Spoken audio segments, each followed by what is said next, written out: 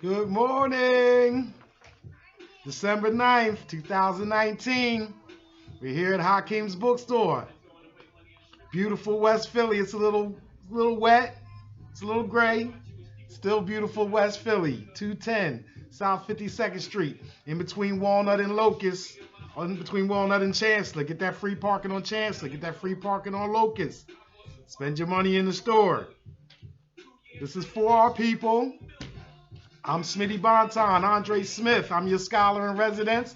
I'm your host of this program. What my job is to do, as I see it, is to bring scholarship, bring the best black minds in academia, the best black books that are out there, and get you excited about them, whet your appetite, and get you to come on down to the store and pick them up, right? Going online to HakimsBookstore.com.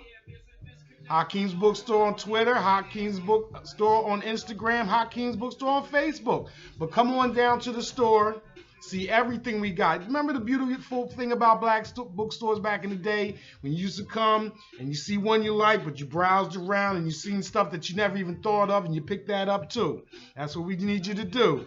210 South 52nd Street, in between Walnut and Chancellor. Get that free parking. Come through the store. Right, we open up till 6 o'clock today, Monday, Wednesday, Friday. Going to do a special thing on Saturday. Going to tell you about it in just a second.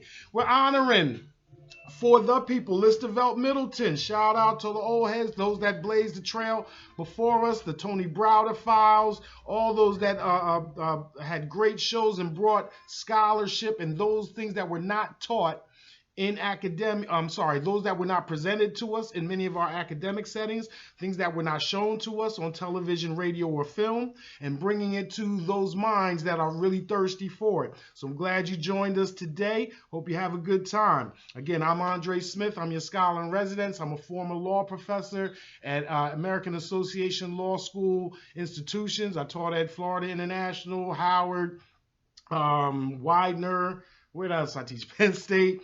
And so I love that job, but I like this one even more, where I get to bring the stuff that the scholars that I met in those institutions and bring them all to you, just like Listervelt Middleton brought Jen Henry Clark to me, just like he brought Sheikh Anta Diop and Ivan Van Serta to me. It's my job to bring those great scholars to you all. As a matter of fact, today's topic, Rap on Trial, Race, Lyrics, and Guilt in America, is one of a good friend of mine at the University of Georgia, Andrea Dennis, and her colleague, Erik Neilsen. People need to know about this book. People need to know about what's happening when it comes to the criminal justice system and certain things that you're not hearing about on television and radio or on the internet, and specifically about how your lyrics are kids 15, 20 that are out there writing poetry, that are out there writing rhymes, that are out there writing lyrics, that your lyrics, your diaries, your rhyme books, your videos, your social media posts are being used against you, even when you put that disclaimer on there that this is just for entertainment purposes, right? And they're not doing it to anyone else. They're not doing it to the Stephen Kings that write horror flicks. They're not doing it to country music, which is even more prurient and violent than hip hop. They're using their lyrics against our kids, and we're going to talk about that later, or at least we're going to talk about the book Rap on Trial by Erik Neilsen and Andrea Dennis that discusses the specifics of this, right? Again, we're here at Hakim's Bookstore. This is for our people. Home of black books up in here, right? And that's what we're trying to do. Bring these black books to your attention.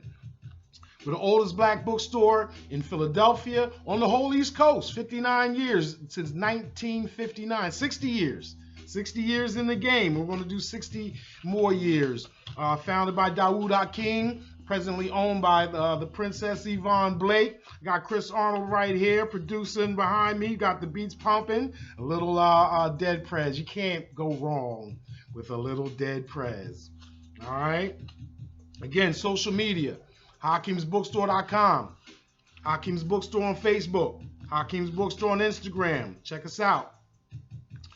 Previous editions, right? We talked last week about 9th century MCs, hip hop, and race in pre-colonial Africa. Before that, we talked about black billionaires, the Byron Allen versus Comcast case.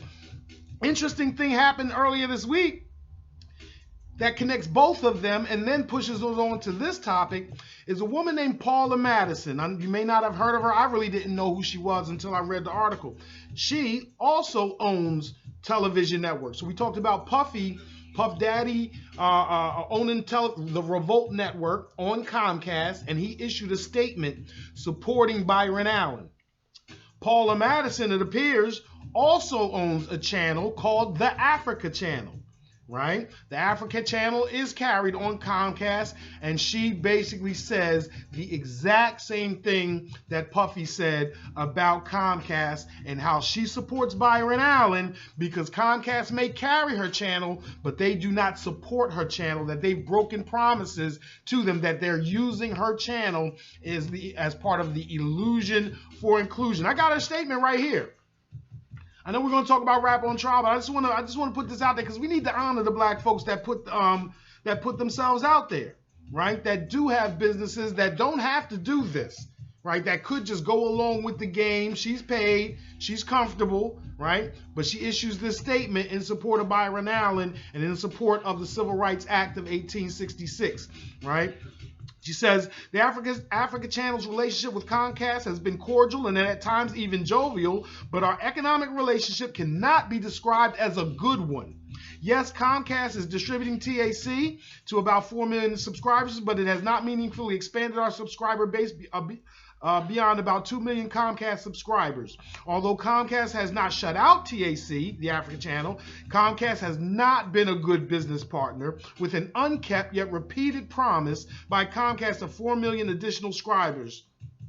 She goes on to say, launching these black entrepreneurs new cable networks without meaningful distribution and real economic inclusion would result in a business model fraught with frustration and near futility. I'm not going to read the whole thing, but I just wanted to give you some of the highlights. I recuse myself from any Comcast discussions, but I also know from experience that without the key components of a guaranteed number of subscribers and revenue, running a profitable cable network would be very problematic. I also spoke to the National Association of Black Journalists, President Dorothy Tucker. Shout out to the National Association of Black Journalists and all national black organizations that's trying to band together collectively, right, and push forward for us in that manner. Expressing my great concern that the Civil Rights Act of 1866 would be gutted by Comcast and U.S. Attorney General Barr, and so I encouraged NABJ, of which I am a lifetime member, to speak out, and indeed NABJ has done so. After watching Comcast's actions regarding the statute, I'm now convinced that I have to speak up. Again, this is the reason I'm writing this statement. So big ups to Paula Madison, for standing up to against Comcast, for Byron Allen, for black business owners, for the Civil Rights Act of 1866, for Puffy, for everyone else, for the National Association of Black Journalists. All right. Speaking of supporting black businesses, right? Shout out to the Reverend Marshall Mitchell, Salem Baptist Church. I grew up with Marshall in West Philly, in Winfield, right? We both went to Masterman and Central and happened also to attend Georgetown Law, not at the same time, but we're both graduates. We even played Winfield Raiders baseball. Shout out to Joel Wilson. Marshall was the shortstop. Joel Wilson was the third baseman with the I Buy Black card. And what they both have common together is not only that those two were neighbors, is that Salem Baptist Church just put out their Salem Baptist Green Book. Right? You've heard of the Green Book, right? Where black motorists in the 50s and the 60s and the 70s avoided racist institutions. They fought segregation by supporting other black businesses that they could find on the road. Salem Baptist Church has taken that concept and created their own Green Book for members of Salem Baptist Church and their affiliates and what have you. Wouldn't it be wonderful if all of our churches, if all of our institutions did similar activities? So shout out to Salem Baptist Church. Again, shout out to Joel Wilson and the I Buy Black card. I got mine right here. Know that this Saturday, right, is a cash mob going down right here at Hakim's Bookstore, 12 to 7. Bring your I Buy Black card, right? 12 to 7 this Saturday. Right, cash mob here at Hakim's Bookstore, 210 South 52nd Street between Walnut and Locust. Brown Sugar Bakery right across the street. Get your stewed chicken and spinach and macaroni and cheese. I do. All right. Shout out to the No Name Book Club. Okay. Shout out to the No Name Book Club. I think this week's books this week are The Wretched of the Earth, France Fanon. All my black scholars, you know we want folks to read The Wretched of the Earth and No Name Book Club. No Name, she's with us. She's got that on her list. Persepolis, the story of a childhood, is her other selection for this week. No, in past weeks, she's had great books to suggest, such as Parable of the Sower from Octavia Butler, which, if you know me, you know Octavia Butler is my very favorite fiction writer of all time. I've read all of Toni Morrison. I love her. I've read Richard Wright. Love him. Read James Baldwin. Love him. But Octavia Butler, I'm trying to tell you, we got Kindred in the store. We got Parable of the Sower in the store. And if you read Parable of the Sower, you're going to have to read Parable of the Talents. We have Tananarive Dway. I heard Tananarive Dway is supposed to have taken the mantle from Octavia Butler's third book. After Parable of the Sower and Parable of the Talents, I heard she was writing Parable of the Trickster as the third book in the trilogy. And she died while she was writing it. I heard, I don't know this for a fact, but the word is that Tananarive Dway was supposed to, the author of The Living Blood, right? You've heard that? That she was hired perhaps to finish the book. I hope that's the case. She's done it before. Alex Haley, the author of Roots, started the research on the Madam C.J. Walker story, and he died in the middle of it. Tananarive Dway took up the mantle, and now you have The Black Rose, the Madam C.J. Walker story, which is a combination of Alex Haley's research and Tananarive Dway's writing. I hope that we complete that task when it comes to Parable of the Talents, because that Trickster, because that series was great. Everybody knows her other series, Imago, the Pattern Master series, Kindred. Again, just a fantastic, fabulous, even fledgling. Her vampire book is unlike any vampire book you're going to read, and again, she deals with race in it. She deals with the human condition. Octavia Butler, I can't say enough. We're going to have to do a show on Octavia Butler at some point in the future. So for my Octavia Butler fans, know that. We're going to do that.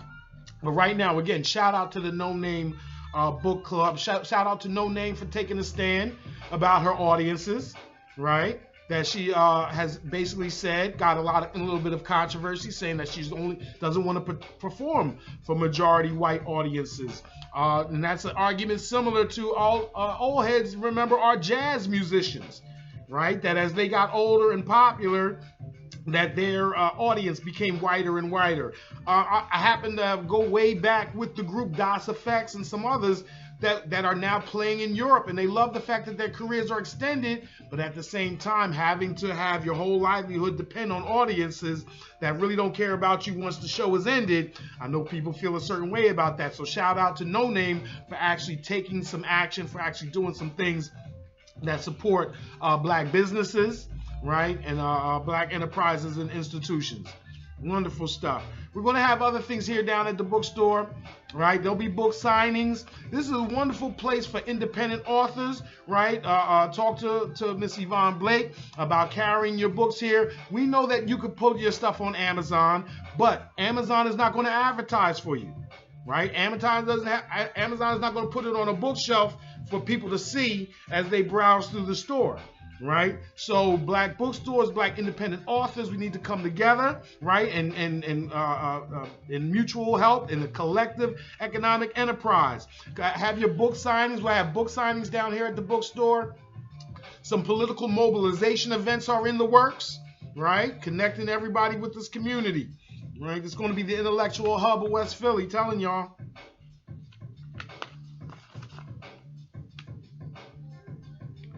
So we got some books. I want to show you, again, we want to make sure you're aware of some of the hot books we got in the bookstore right now. This is Kwanzaa, Christmas, winter solstice, Hanukkah season, whatever you celebrate. I'm not, again, I prefer Kwanzaa, but again, I don't diss Christmas because I understand that the Holy Trinity is derived from Africans, Osiris, Isis, and Horus. So it all comes back to us anyway, right? So I don't mind any way you celebrate the holiday season, so long as you know the history of it and that it comes back to us. All right. So know that some of the new books we have in the bookstore. Legalized Genocide of Colored People, open season by Ben Crump, a fantastic lawyer that you've seen on TV. You might want to call him the new Johnny Cochran, right? Because he's on the scene when it comes to these police brutality cases, right? And it's helpful to have. I know on the one hand you might think, well, we could have different lawyers handle it, but at the same time, we do need people with institutional knowledge that knows the games and the tricks that they use in one investigation so they can stop them in the next one, right? So Ben Crump, shout out to the National Bar Association and all the higher-ups and the execs, right, that are bringing together all black lawyers, and hopefully that can put aside some of the cases we're doing and take on a little more pro bono, take on those social justice cases, right? Support the book. I hope Ben Crump, open season, come down to the bookstores right in the front window for you. Another fabulous book we just talked about, collectivism, collective economics and whatnot. Jessica Numhard Gordon, right?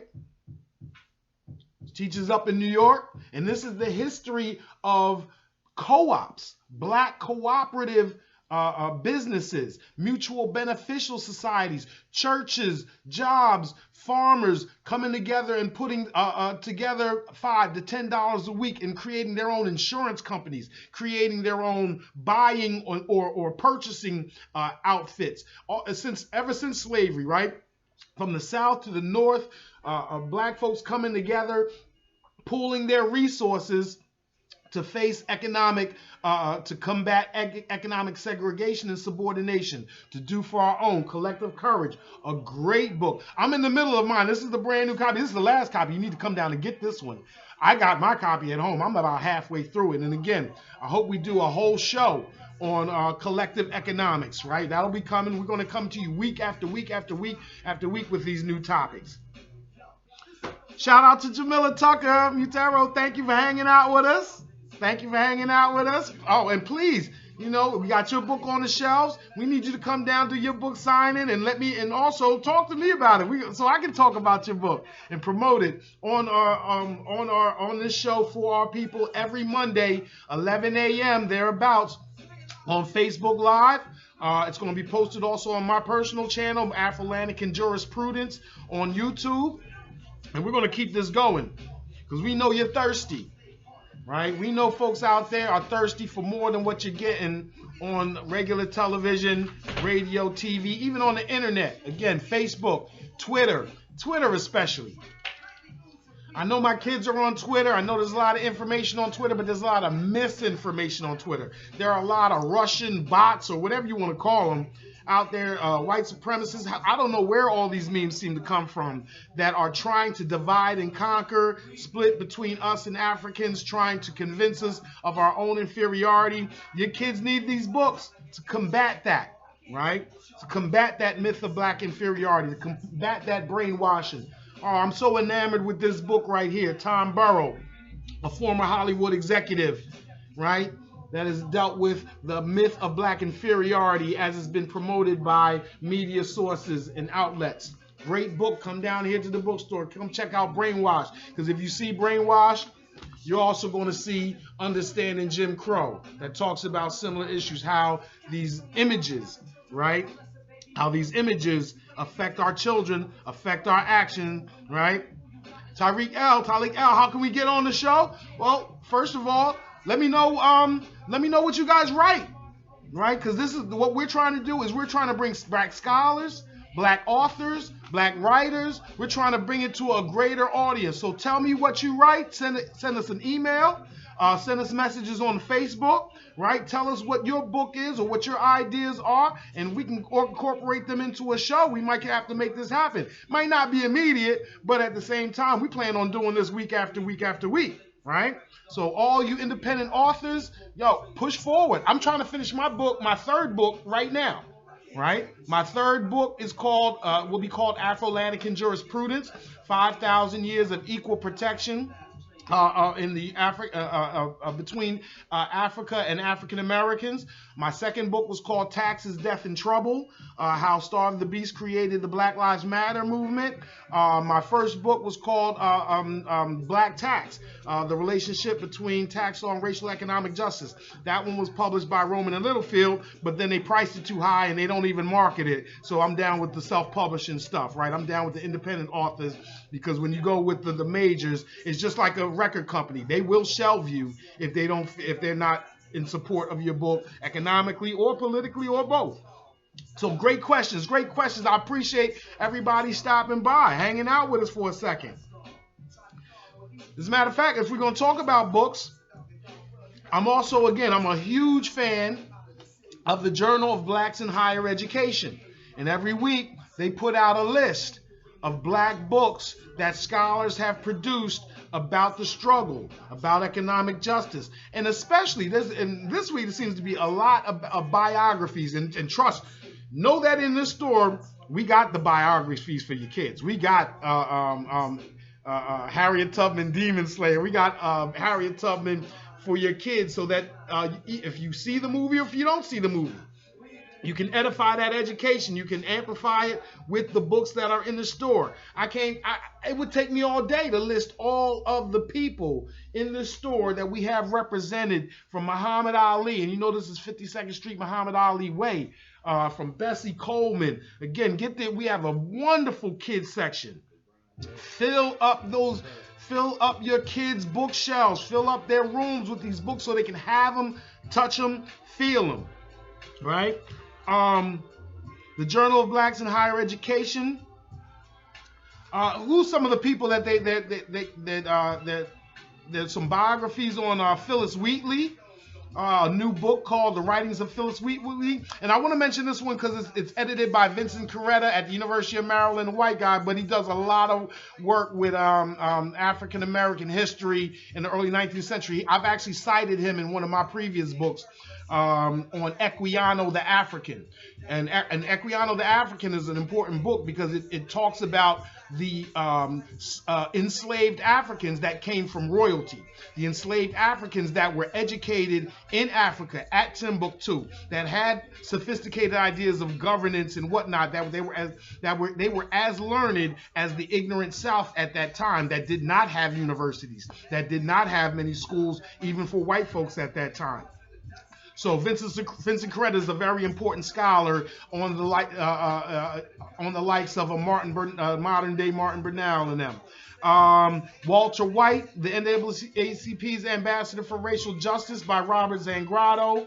Black Radical: The Life and Times of William Monroe Trotter, by Kerry Greenridge. Call the store. If any of these books interest you, call the store, email the store, ask us for the title, ask us to come get it, and we'll ship it out to you. Black Man on the Titanic: The Story of Joseph LaRoche. Everybody talk about if there was black people on the Titanic, this is what they do. Apparently there was a brother on the Titanic, and there's his story. Race Across America: Eddie Gardner and the Great Bunyan Derbies. A Mayor for All the People, Kenneth Gibson's new work.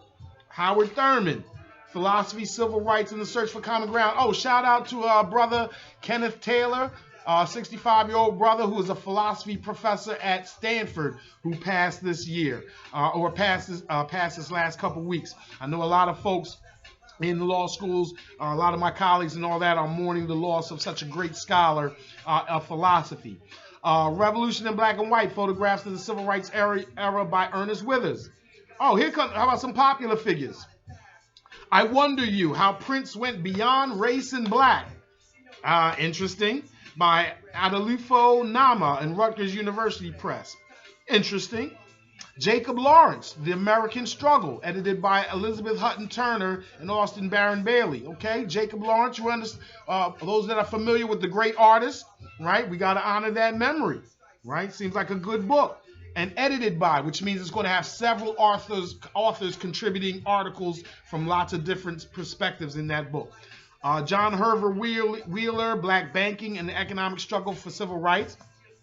I'm particularly enamored by that book because some of you may know that I appreciate Mercer Baradaran's The Color of Money. that talks about black banking, but also disparages black banking and black economic self-help. And I'm interested in books by guys like Brandon Winford on John Hervey Wheeler to talk about black banking from another perspective.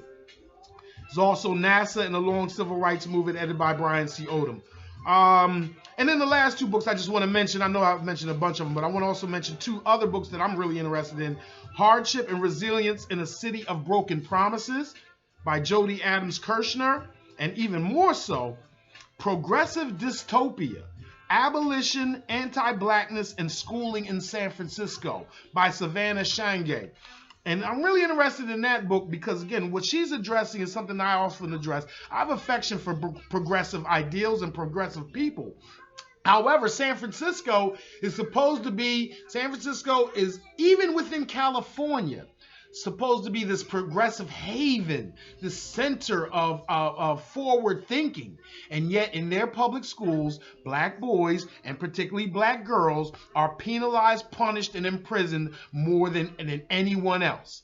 So when the progressive ideals speak, are they followed by actions? Right? So this idea of abolition, anti-blackness, and schooling in San Francisco is a wonderful topic. And I actually looked up her work. I was so enamored by this book title that I looked up the scholar herself and saw that her dissertation 2 years ago was again on the abolition, on re-emerging the abolition movement. If we have some time today, we may talk about that because it relates to slavery by another name. It relates to Michelle Crow's The New Jim Crow and all that other stuff. The idea that if we're still enslaved in the prison industrial complex movement, then the abolition movement must continue. Great stuff, you guys. Great. Some wonderful books. Once again, if you're interested in any of these books, please call the store. Come down to the store. Hit us up on Facebook. Ask us to order that. We'll send it out right to you, or you can come pick it up. And again, breathe in the wonderful environment and all the rest of these books and take them all back with you, right? We'll get more for the rest of the people, right? All right. So, let's get to the main segment. Let's get to talking about rap on trial, right? Race, lyrics, and guilt in America. Now, first of all, we could talk about rap on trial in a few different contexts. I go back to the 80s, right? I was in 3rd grade when Rapper's Delight came out, right? I spun backspins on cardboards, the 8-9 breakers, and all that good stuff. So I'm used to rap being on trial by black people, right? I remember when hip hop wasn't music, right? When our old folks, hip hop wasn't even a good word. We were called B-boys. It was our parents that's called, with that hibbity hop shit, right? It just happened to stick, right? So hip hop as a term even reflects the kind of age struggle that we had between young folks and old folks when it came to hip hop, and it continued. Because after we got recognized as music, in my early 20s, right, the early 90s, once again, rap was on trial again by black folks, right? Remember C. Dolores Tucker and the movement against prurient lyrics. And the interesting thing for me was I felt both sides of the argument. I was a fan of KRS-One. I was a fan of Brother J, the conscious movement that came along from 87 to, let's say, 90, 91. And I am not that much a fan of NWA because I believe, not because of NWA themselves. I understand that you're coming from the struggle, but I understood the rap music industry, right? That the rap music industry was proceeding to take over hip hop and privilege those artists that would paint the hood in a particular way. Now, understanding that the rap music industry and adults 30, 40, 50 years old, we're the ones that are in control of what's played on the radio. We're in control of who gets signed, who gets promoted. So to me, that's why it's unfair for C. Dolores Tucker or progressive movements to attack the artists themselves and not attack the rap music industry. The protests were about the artists, but not about the labels and the large record companies. That was my beef, right? So rap survived that trial, right? Or hip hop survived that trial. Although I will say that since then I am somewhat accustomed to distinguishing hip hop from the rap music industry, right? The rap music industry has always been on the radio. Hip hop has always been underground.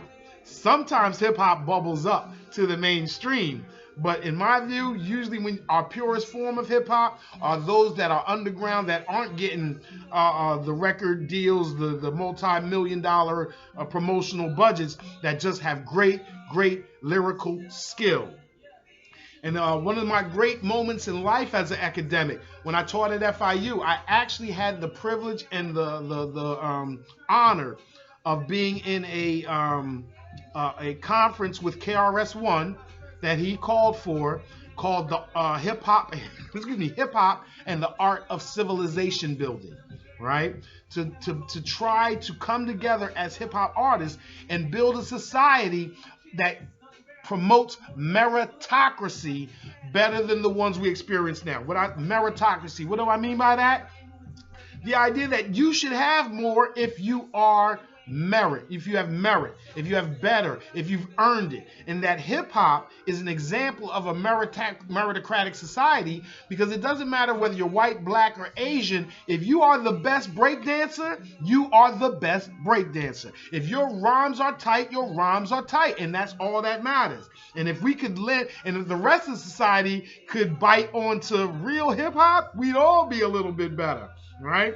So rap has been on trial, and if you want to ask me, we've passed. We've won every single one so far. And I know now rap is still on trial. Go back to Nas. What was it, maybe 10, 15 years ago when Nas came out, hip hop is dead. Hip hop is dead. Is it? Is it morphing? Is it dead? I happen to write an article about that. If hip hop is dead, did the law kill it? Let me say that again. If hip hop is dead, did the law kill it? And I'm going to talk about how sampling and copyright law and the attack of law enforcement on DJ Drama and other folks and Luke Skywalker and others have beaten down, have suppressed our ingenuity, suppressed our creativity, right? And suppressed the beat production method such that it costs so much to create good hip hop that the rap music industry now relies on sex and violence almost strictly because it's cheaper, right? And it's safer, right? But relying on sex and violence, every rapper, every 17-year-old writing lyrics talking about I'm gonna kill every nigga in sight. Well, guess what happens when somebody in your crew dies and the police find that notebook? And you're not even talking about that person or anybody. They just see you have a notebook with these quote-unquote violent lyrics. All of a sudden, you're a suspect. And if they don't find anybody else, all of a sudden, you're the prime suspect. And even if they don't have any more evidence, people are getting convicted on evidence as thin as their rap lyrics that are found in a diary or on social media. So that's the rap that's on trial right now that we need to talk about. That's discussed in Andrea Dennis and Erik Neilsen's book, Rap on Trial, right? First, before we go into some of the meat of that book, let me talk about some of the books on hip hop we have in the store. If we're going to talk about Rap on Trial, we can't not talk about Tupac Shakur. Right, brother was on trial, right? Was he not on trial? Tupac was hit with a rape charge, a highly publicized trial, and with all due respect to his memory, I do recall that after he got through successfully, he was financially ruined, and that's when he signed with Death Row Records. And it just so happened after he signed with Death Row Records, you didn't hear Clown Around When I Come Around with the Underground. After that, everything was straight gangsterism, right? And that's my interpretation anyway. So Tupac being on trial, even though he won the trial, it financially broke him. And sometimes, again, the powers that be know that that's enough, right? To put you under financial pressure to get you to comply. Tupac Shakur, Inside a Thug's Heart. Come check it out. Holler if you hear me. Right? Tupac Shakur. Michael Eric Dyson. Again, now this is a brother that will defend hip hop artists. I guess he has a brand new book out on Jay-Z, right? He, as far as defending the right of hip hop or the prevalence of hip hop to tell the stories of the hood that are ignored in academia, and they are, know that. Again, I taught in law schools 15 years ago, and when they talk about black people, they don't say it outwardly, but oftentimes it is neglecting those people from around the way, right?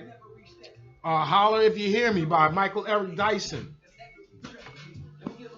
Jay-Z's Decoded, right? Jay-Z is often in the muse. People love him or hate him. Happy birthday to Hove. I'm rooting for everybody black, including Jay-Z, right? You don't have to like his politics to recognize that he is probably one of the greatest rappers of all time.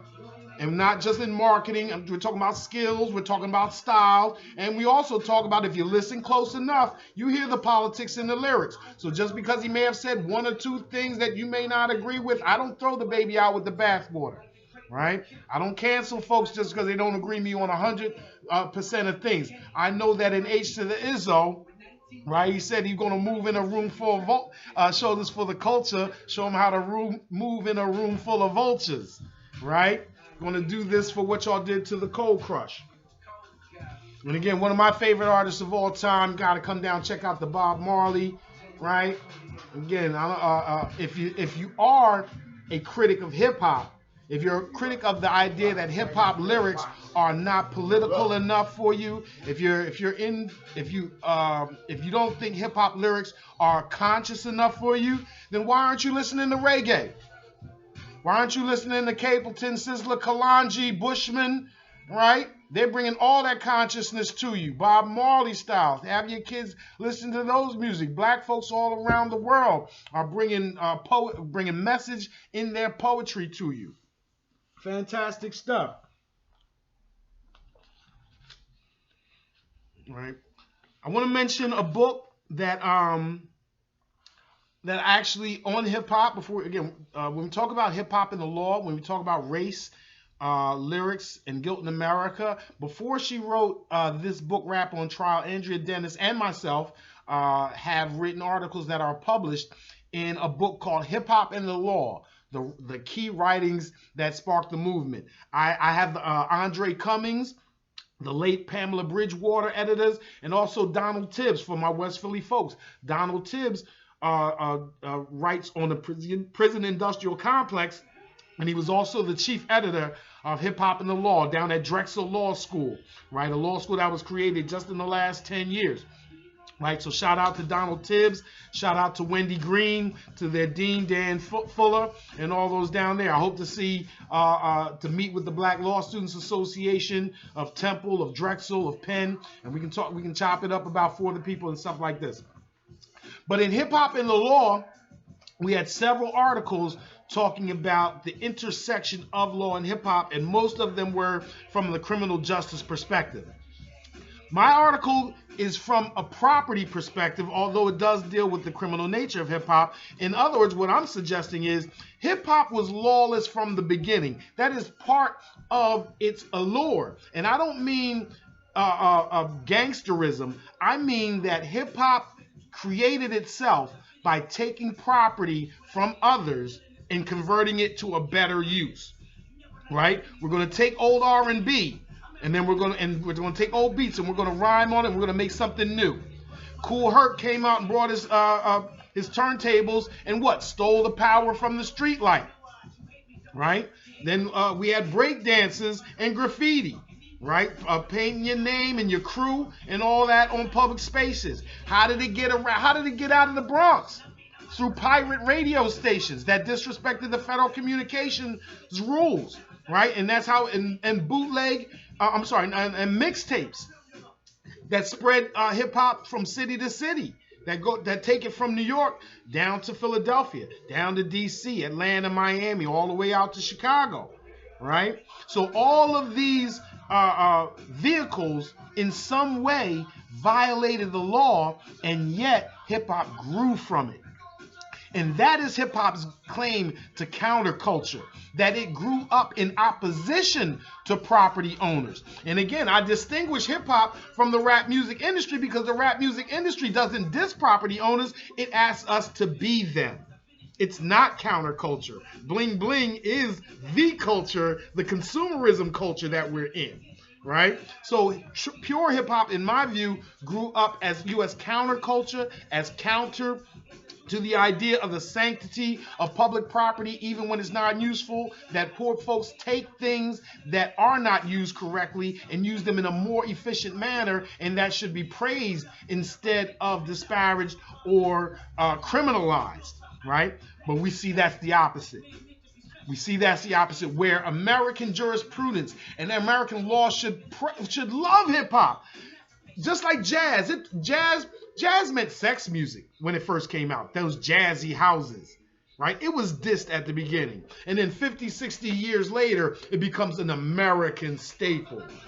Same thing with hip hop. Why is hip hop a uniquely American creation, an invention, right? Why is that not praised as unique and worthy, right? Instead, it's criminalized. And I'm going to show you how, and we're going to show you how through a lot of these beefs that the law and hip hop have engaged with over the years, right? So going from hip hop to the rap music industry, from the fight against property owners to now accepting ourselves as the black boogeyman on the one hand that kills everybody in sight, or the Hottentot Venus who basically shows off their body to whomever wants to pay to look.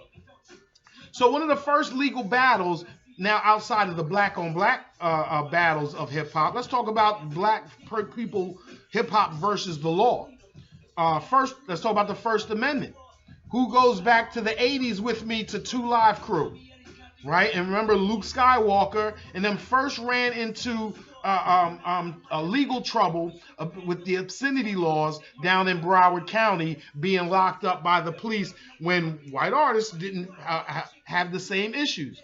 I love that we're talking about this right now when Dolomite, the Eddie Murphy Dolomite movie is out right now, and he faced similar criticisms of his prurient content and still succeeded by doing it independently. So 2 Live Crew, one of the original independent hip-hop labels, shout out to Uncle Luke.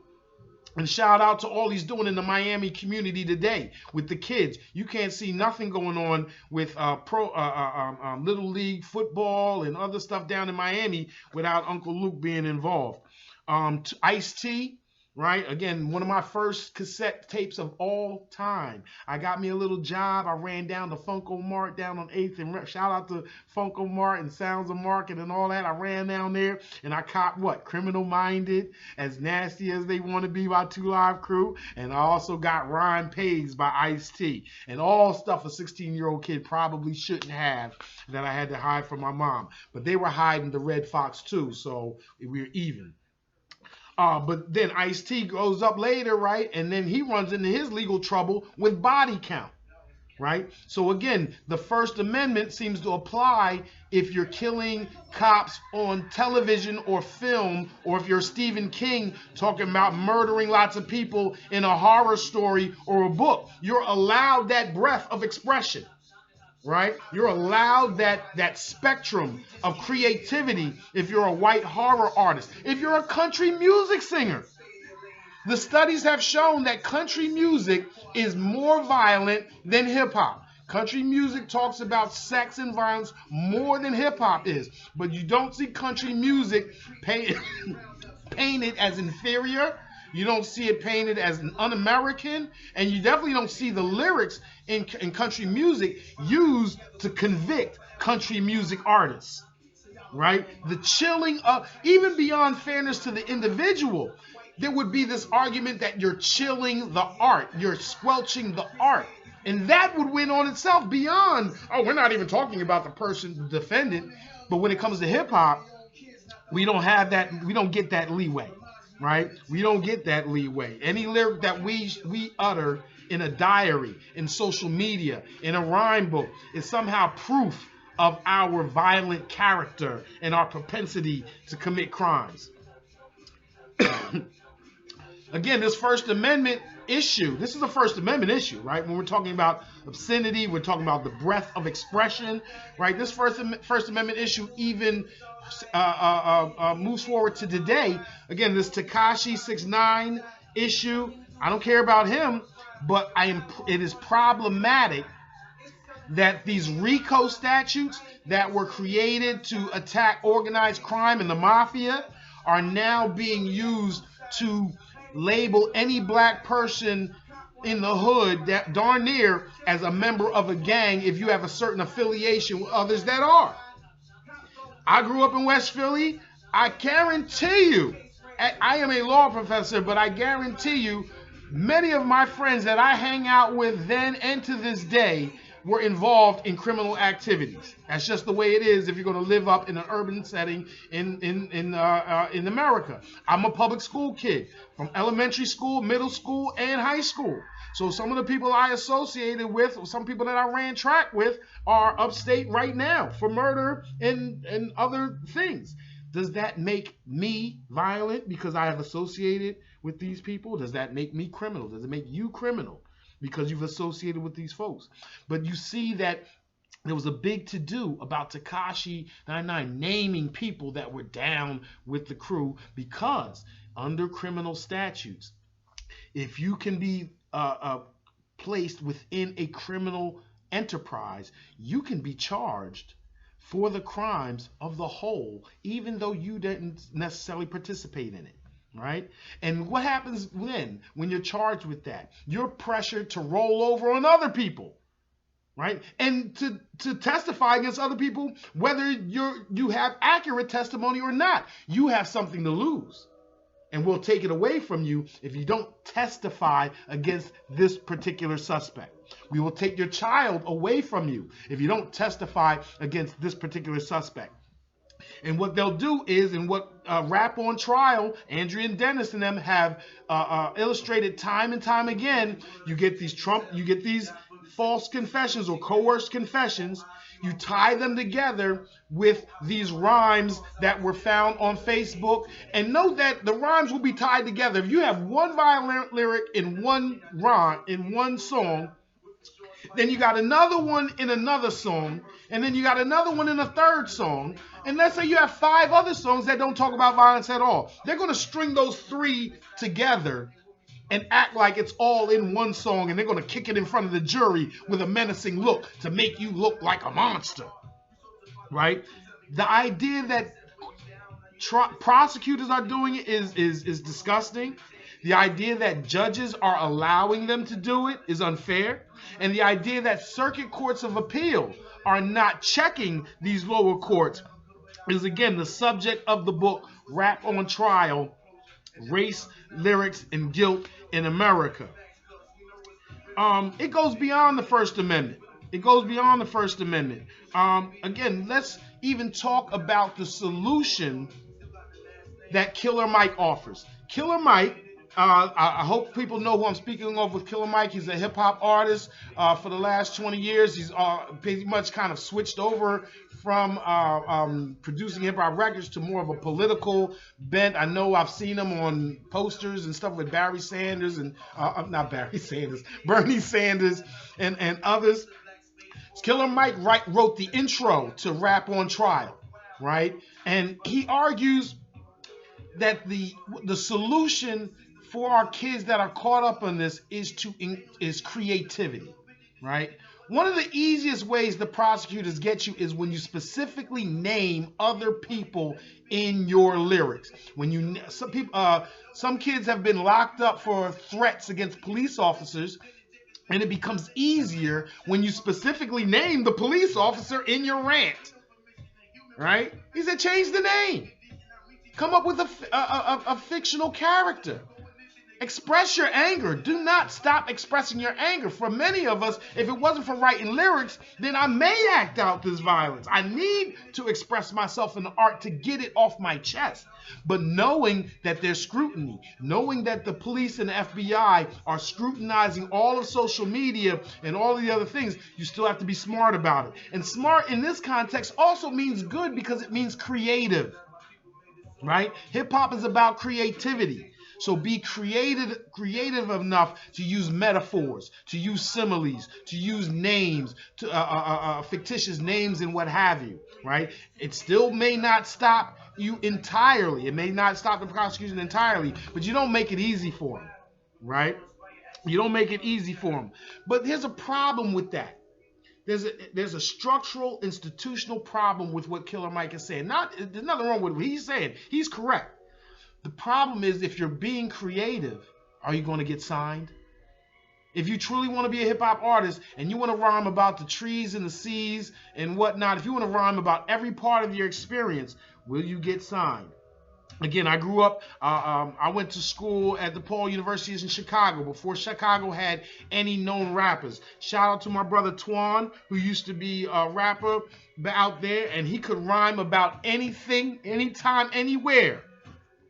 But if you put a recording, a tape deck, I know you guys don't know about tape decks, but if you put a tape deck in front of him, all of a sudden he's shooting and killing and whatnot because he knows that's what the record producers and the A&Rs want, right? Even Hov said he could rhyme like Common, but it doesn't sell, so he ain't been rhyming like Common since, right? We've all known this. Like the rap music industry, what do they pay for? And if I'm trying to be a rap artist, if I'm trying to be a hip hop artist, and I don't have the ability or the social capital, I don't have the means to produce my album myself, to market my album myself, then I have to go through the rap music industry and oftentimes comply to what they want. And what they want oftentimes is sex and violence. That's going to eventually get you perhaps in trouble. And even then, did the law promote this? Again, one of the articles I wrote in that book, Hip Hop and the Law, we have the Queen, we have the Princess Y in the building, is did the law kill hip hop? Did the law kill hip hop? Matter of fact, if there's any way you might be able to find A Touch of Jazz by Jazzy Jeff and Fresh Prince, I just kind of want to make an example if we might be able to find it. Because here's the thing, you've not heard a hip hop instrumental since Touch of Jazz. Do you remember Grandmaster Flash on the Wheels of Steel back in 1982? Do you remember DJ DMX back in 1984? Do you remember A Touch of Jazz in 1987, 1988? Great hip-hop instrumentals that were all based on sampling, right? A collage of 10, 20, maybe even 100 different samples, small snippets from other songs placed together in a new creative format. If he were Andy Warhol, you get a Pulitzer, right? If you are an impressionist artist, you get a Pulitzer. But hip-hop artists that were sampling in the 80s were represented by Biz Markie. Biz Markie was brought up on trial of copyright infringement for taking a small snippet of another person's song and creating it into hip-hop. Not only was he liable for copyright infringement, even though it was a transformative work. The judge even wrote in the article, "Thou shalt not steal," and then quoted the 12 commandments. Andy Warhol repainted a Coca-Cola can exactly as it was. He repainted a Campbell soup can exactly what it was, and he is considered a genius. Hip artists took old music, converted into something new, and were told, "Thou shalt not steal." Incredible. It goes even further. Biz Markie loses his copyright case. Over 10 years later, the Beastie Boys go up for copyright infringement for using a very small snippet of a song. They are found innocent, right? Okay, great win for hip hop, right? NWA then goes up for a very similar small snippet. Now, the distinction is Beastie Boys copied a small snippet of a sound recording, I'm sorry, of a composition. NWA took it from the record itself. And it was found that that made all the difference, that NWA should be liable and the Beastie Boys were not. Or you could look at it from a critical perspective and say, how are the black artists found guilty of copyright infringement or liable for copyright infringement and told thou shalt not steal, but when it becomes a white hip hop artist, then it's excusable? And it doesn't stop there. It doesn't stop there. Rap Music on Trial talks about these lyrics, that when it comes to black artists charged with crimes based on their lyrics, they basically lose in circuit or appellate or Supreme Court as to whether the prosecutors can use it. Except one time.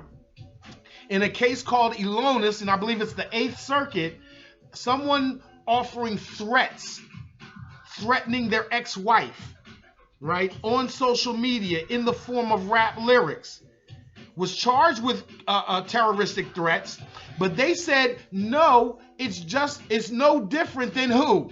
Eminem talking about his wife. And Elonis, the criminal defendant, himself was also white. And so he gets off. So we have Eminem, Beastie Boys, Elonis all being absolved of copyright infringement, absolved of criminal terroristic threats, whereas Bismarcky, NWA, C Murder, DJ Drama, and a host of others actually getting convicted just for doing what hip hoppers have done from the very beginning, right? If these judges were around in the 70s, Kool Herc would have been arrested from the beginning, and hip hop would have never even happened. Right behind me, you'll hear Touch of Jazz. Right? You'll never hear an instrumental because it costs too much. And if it costs too much to do all these samples, then what's the alternative? The alternative is less creativity with the beats, less sampling. And if we're going to use less creativity and less production, then what's going to sell the record? The lyrics, the sex and the violence in the lyrics. And that's what we have today. There's been rap on trial before.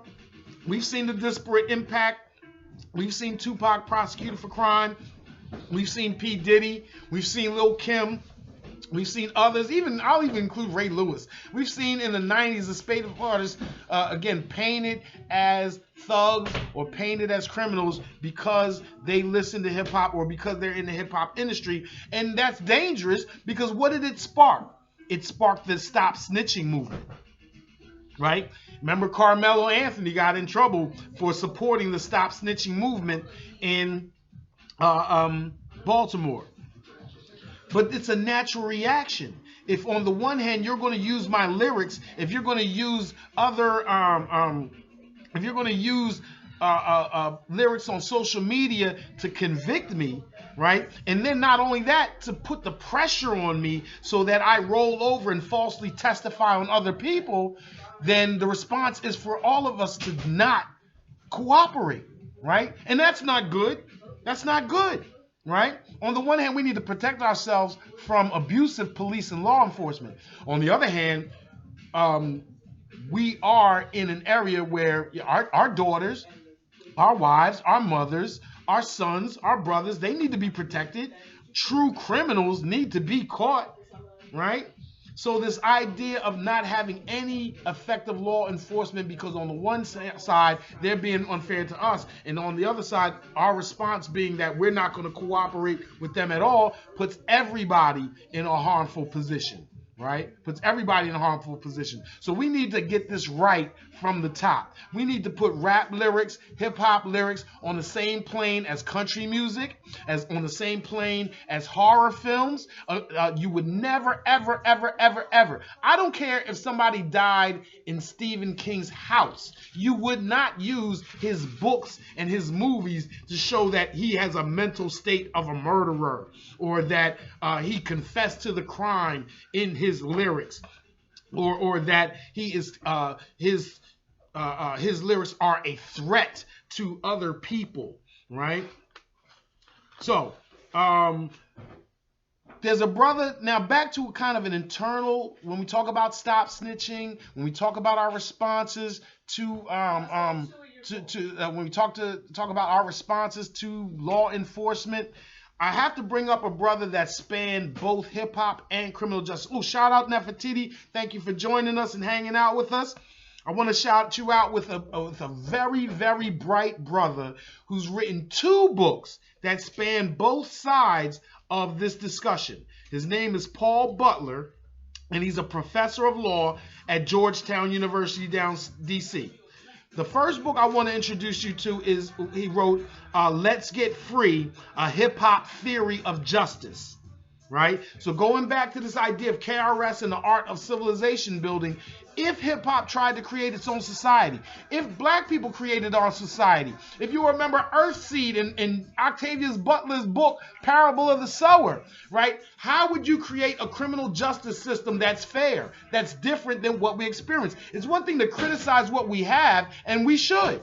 But if we were left to our own devices, if we were in charge of our own land, if we had our own jurisdiction, how would you create a criminal justice system that balances protection of defendants versus the retribution and fairness to crime victims, right? Hip hop theory of justice, Paul Butler discusses that if you listen to hip hop, right, what would hip hop artists use as our own criminal justice system to deal with biting lyrics back and forth, or dissing each other back and forth? Would we have judges? Would we have incarceration? Would we have long sentences? What would replace it if not? Right? And again, like my current book that I'm working on, AfrolanticanJurisprudence, I'm not presenting the answers. I'm saying that this is a question that we all have to deal with if we're going to constantly say that the environment we are in is racist and whack. That is true, but what is the better system? Because they're not going to create it. We're going to have to do it. Right? What was the old 10-2s? If it is to be, then it is up to me. All right? So Paul Butler wrote, Let's Get Free, a theory, a hip hop theory of justice, but he also is a former prosecutor, right? He's also a former prosecutor that wrote Chokehold. Where's my Chokehold? Right here. Okay, Chokehold, Policing Black Men by Paul Butler, right? So as a former prosecutor, he knows the dirty tricks. He knows the different ways this goes down, the plea bargainings, the lies, and all that other stuff. So along with Ben Crump, please come down and pick up Chokehold, right? The Policing of Black Men. Another great sister in academia down in D.C. as well is Angela Davis. Not the Angela Davis, but she's still my Angela Davis down in American. Policing the Black Man. Policing the Black Man, arrest, prosecution, and imprisonment, right?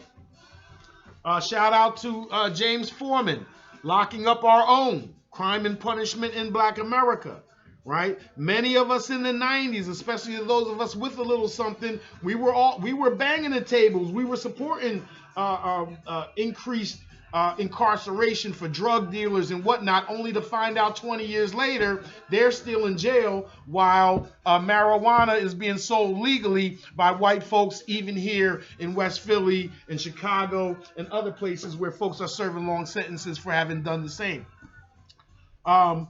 Slavery by Another Name, right? Again, this goes all the way back to that wonderful artist, scholar I was talking about earlier, about the prison industrial complex, that slavery just takes on different names, right? The sharecrop, after slavery, there was the sharecropping convict leasing system. And the only difference is that you probably got beat a little less. Economically, you were in the exact same position, usually on the very same farm that your ancestors tilled while they were slaves. And now, in the 21st century, the idea is to get you into prison because the 13th Amendment against slavery does not apply to prison labor. Right? It abolishes involuntary servitude except with respect to the duly convicted. So the prison abolition movement, the abolition movement still continues in getting our slaves, or in stopping our black folks from being enslaved in the prison industrial complex. Know that What's coming soon, I promise you, this is coming soon, and we have to fight against it. Don't pay your gas or electric bill and have a bill outstanding. The gas companies are now going to court to get a court order for you to pay. And when you don't show up for court or you miss a payment, they are calling that contempt of court. They are issuing arrest warrants and locking you up for not paying private entities. Not locking you up for not paying private entities. And while you are locked up, they can then sell your service to others for 25 cents an hour. For 50 cents an hour. And when you leave, they will charge you for that jail cell. They will charge you for interest. They will charge you penalties. These are ways to keep us subordinated by taking away not just our liberty, but our property at the same time. Right? So hopefully next week we're going to continue this discussion. I know we've kept you for over an hour. It's past 12 o'clock, but I just wanted to hit you to what we may talk about next week with Slavery by Another Name, by Taxes, Death, and Trouble, right? All of this is underneath. Again, one of my favorite books of all time that I need you to come back and get is Under the ISIS Papers. Right? That talks about white supremacy, because that's what we're doing as black folks, fighting white supremacy in education, entertainment, economics, labor, law, politics, sex, religion, war. Find your lane, get in where you fit in, understand and advance it where you can, right? Because not all of us are going, none of us can be experts at all of these institutions. None of us can fight white supremacy in all of these different areas. We're going to have to pick where we fight our battles and trust, love and trust our brothers and sisters to do the same in their particular genres. So I thank you for joining us. We're going to be back at this again next week, 11 o'clock down at Hakim's Bookstore, 210 South 52nd Street, in between Walnut and Chancellor. Come get that free parking on Chancellor, I'm trying to tell you. Right? Come down to the bookstore. We're the oldest black bookstore on the East Coast, 1959, 60 years in the game. And as you see, we're going to be in for another 60 years and another 60 years after that. The home of black books. Right? All right, so till then, better educate ourselves and our children, start and patronize black businesses and institutions, stop unduly criticizing each other and promoting the myth of black inferiority. See you next week. Hotep.